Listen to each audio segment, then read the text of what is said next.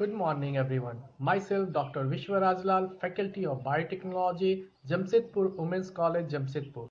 Today we will discuss about endocrine systems. In this we will discuss about introductions, endocrine, paracrines and autocrine signaling, chemical classification of hormones and their synthesis, and different endocrine glands. There are number of different endocrine glands.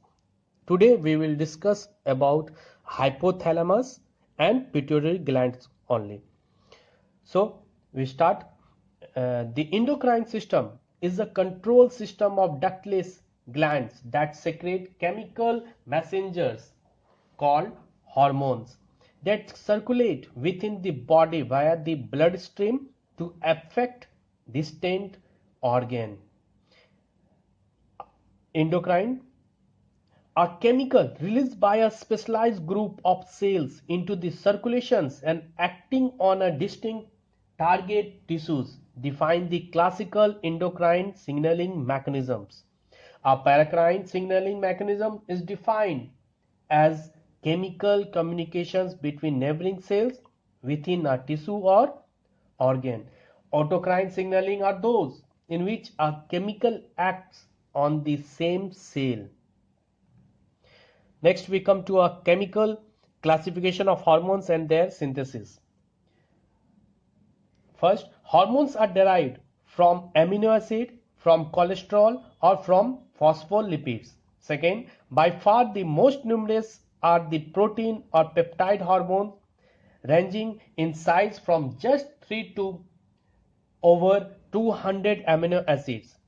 The steroid hormones, which include vitamin D and those secreted by the adrenal cortex and gonads, are derived from cholesterol.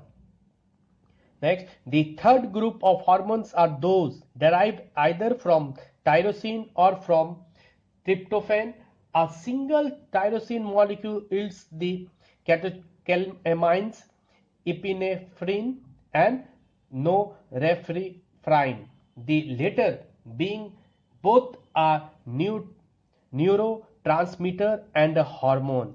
Tryptophan is the precursor of serotonin and melatonin synthesis.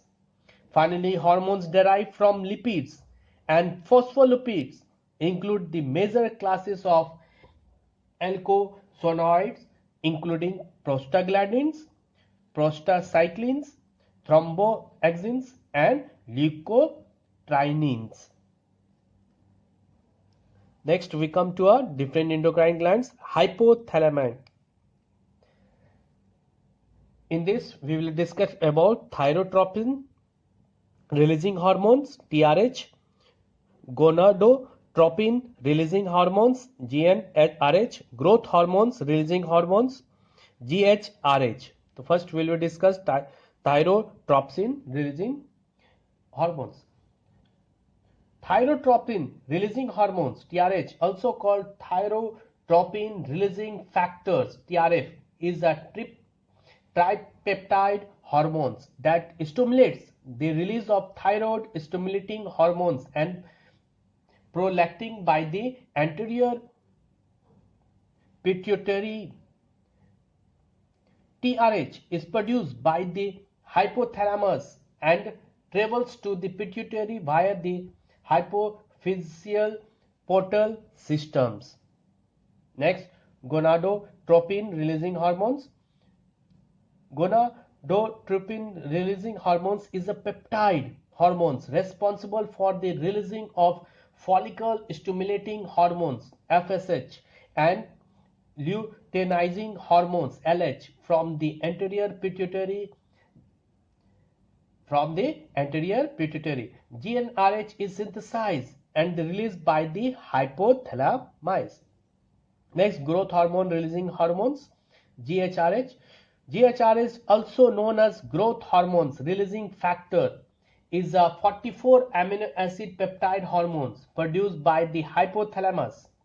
GHRH is released from neurosecretory nerve terminals and is carried by the hypothalamo-hypophyseal portal circulations. to the anterior pituitary gland where stimulates growth hormones secretions. GHRH also stimulates the production of GH, growth hormone. The action of GHRH are opposed by another hypothalamic hormones, somatostatin, also known as growth hormone inhibiting hormones. Somatostatin is a hormone comprising two peptides, one built of 14 amino acids, the other of 28 amino acids. Somatostatin is released from neurosecretory nerve terminals of periventricular somatostatin neurons and is carried to the anterior pituitary where it inhibits GH secretions. Somatostatin is classified as an inhibitory hormone whose main actions are to first inhibit the release of growth hormones, second inhibit the release of thyroid stimulating hormone, third suppress the release of gastrointestinal hormones, fourth suppress the release of pancreatic hormones insulin and glycogen, fifth suppress the exocrine secretory actions of pancreas, and sixth somatostatin oppose the effects of growth hormones releasing hormones. Next we come to a corticotropin releasing hormones. Corticotropin releasing hormones CRH, originally named corticotropin releasing factor and also called corticolibrine, is a polypeptide hormones and neurotransmitters. Next, dopamine. Dopamine is a chemical which is naturally produced in the body. In the brain, dopamine functions as a neurotransmitter, activating dopamine receptors. Dopamine is also a neurochrome released by the hypothalamus. Its main function as a hormone is to inhibit the release of protecting from the anterior lobe of the pituitary. Next we come to a pituitary glands.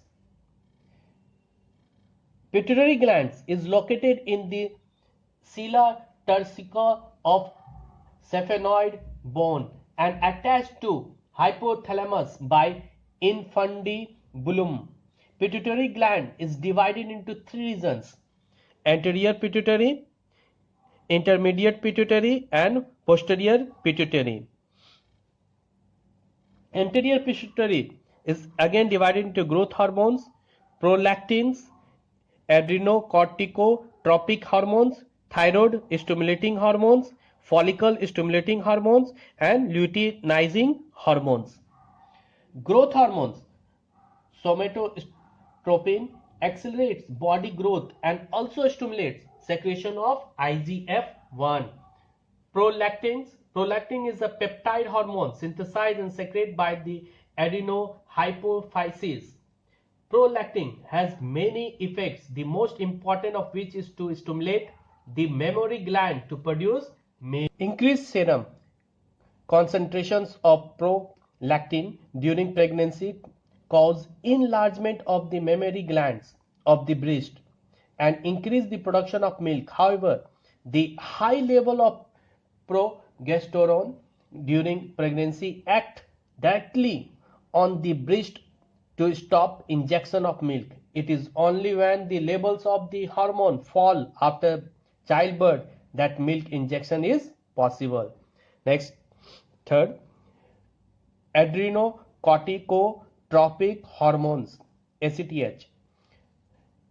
ACTH is a polypeptide hormone synthesized in the anterior lobe of the pituitary gland in response to the corticotropin releasing hormone CRH released by the hypothalamus. It consists of 39 amino acids. Next, thyroid stimulating hormones, TSH. Thyroid stimulating hormones stimulates thyroid secretions and growth of thyroid gland. Next, follicles stimulating hormones, FSH.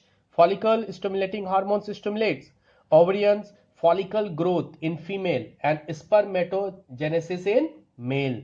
And lastly, luteinizing hormones, LH.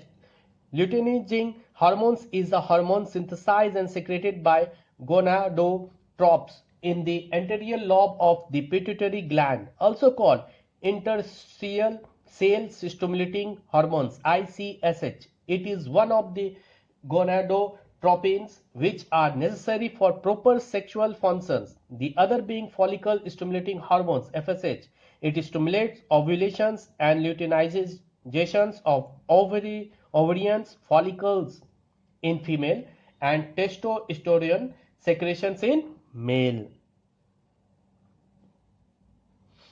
Next, intermediates, pituitary. In this, melanocyte stimulating hormones. Melanotropin expand melanophores in fish, amphibians and reptiles, stimulate melanin synthesis in melanocytes in humans. Next, posterior pituitary. In this, we will discuss of oxytocin and vasopressin. Oxytocin stimulates uterine contractions during labor that are needed to move the child out through the birth canal. The hormones stimulates the release of milk from the mammary gland by causing surrounding cells to contract after birth.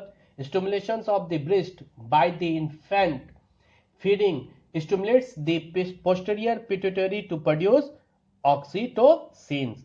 Next, lastly, vasopressin.